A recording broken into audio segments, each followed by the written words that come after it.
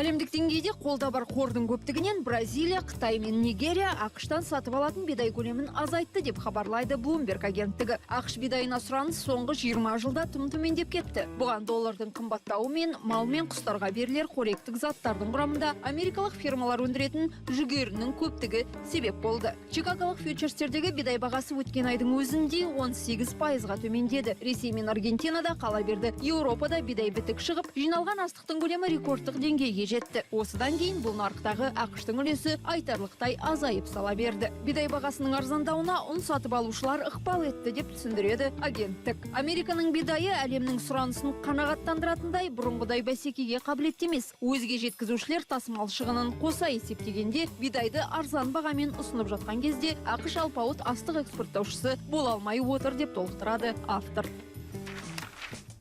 Британдықтардың 75%-ның жағдайы қиын. Олар тіпті пайдаланған электр қуатында төлей алмай отыр. Guardian газетінің жазуынша 2 миллионнан астам британдық отбасының тұрмысы қиын. Policy Exchange сараптамалық орталығы жүргізген зерттеу жұмыстарының қорытындысы осындай. Сарапшылар дерегінше алдағы уақытта жағдай барған сайын ушыға бермек. Өйткені елдегі жылу мен электр қуатының бағасы қымбаттау үстінде. Сараптамалық орталық электр қуатына ақша төлей алмай отырған 2 миллионнан астам ағылшын отбасының тең жартысы белгілі бір жұмысы бар азаматтар дейді. Британиядағы электр қуатының бағасы шарықтап кеткені соншалық, соңғы 10 жылдың ішінде газдың бағасы 128%-ға өсті деп жазады Guardian. Бұл проблеманың түп төркінін коммуналдық қызмет көрсету компанияларының жекешелендіру туралы шешімінен іздеген жөн болар. Бұл шешім Ұлыбританияда 20 жыл бұрын қабылданған еді. Қазір елдегі 6 энергетикалық компания британдық тұтынушыларды қанап отыр деп түсіндіреді Британ парламентіндегі Лейбористер партиясының мүшесі Крис Уильямсон.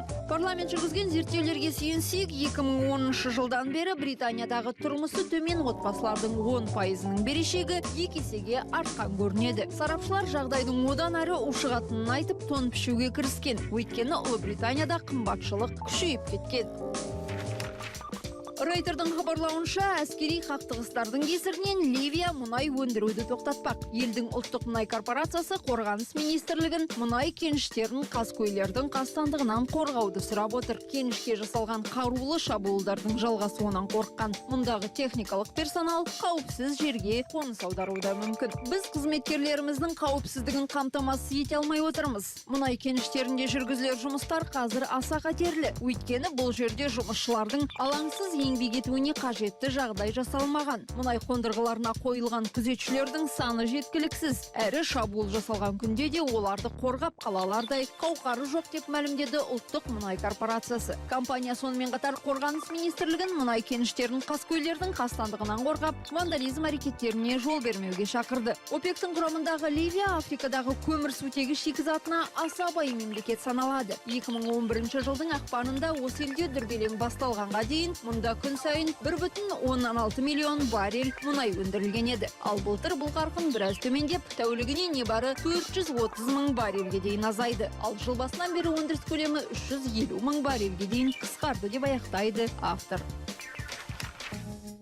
Coca-Cola соңғы 90-да өнімінің 55%-ға төмендегенін мәлімдеді. Доллардың нығаюы халықаралық нарықтағы саудаға кері әсер етіпті деп хабарлайды Евроньюз. 4-ші 90-да акционерлер арасында қылдай бөлінетін пайда өткен жылдың өзінде 1 миллиардтан 770 миллионға дейін азайыпты. Дегенмен ең үлкен нарық саналатын Солтүстік Америкадағы Coca-Cola саудасын күшейту арқылы шығын шекпеудің жолдарын қарастыруда. Сұраныстың төмендеуіне денсаулыққа пайдалырақ сусындарды таңдап, газдалған ішімдіктерден бас тартқан адамдардың көбеюі түрткі болыпты. Қазір компанияның кәсіпорындары әлемнің 200 мемлекетінде жұмыс істейді. Компанияның басты өнімі ретінде құрамында алкоголі жоқ Coca-Cola, Sprite, Fanta және Minute Maid жеміс шырындарын айтуға болады. Ал кейбір сарапшылар америкалықтардың коланы тартынып ішуге көшкендігін, әрі бұл сусынның бағасы қымбаттағанын айтып отыр. Бензин бағасы төмендеп, еңбек нарығындағы жағдай жақсарғаннан кейін тұтынушылар өздерін емін-еркін сезіне бастады. Осылайша көңілі көншіген азаматтардың қатары соңғы 7 жылдың ішінде рекордтық деңгейге жетті деп аяқтайды мақала авторы.